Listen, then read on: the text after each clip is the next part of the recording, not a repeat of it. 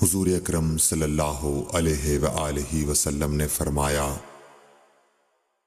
کہ وحی نازل ہوتے وقت کبھی مجھ کو گھنٹی کی سی آواز محسوس ہوتی ہے، اور وحی کی یہ کیفیت مجھ پر بہت شاق گزرتی ہے۔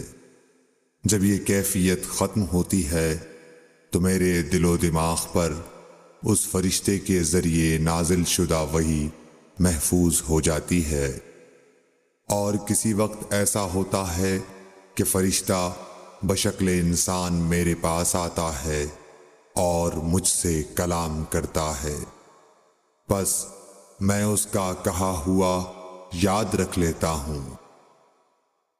صحیح بخاری حدیث نمبر 2۔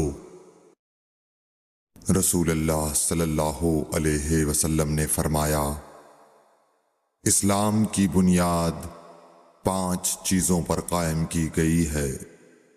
اول، گواہی دینا کہ اللہ کے سوا کوئی معبود نہیں، اور بے شک حضرت محمد صلی اللہ علیہ وسلم اللہ کے سچے رسول ہیں، اور نماز قائم کرنا، اور زکوٰۃ ادا کرنا، اور حج کرنا، اور رمضان کے روزے رکھنا۔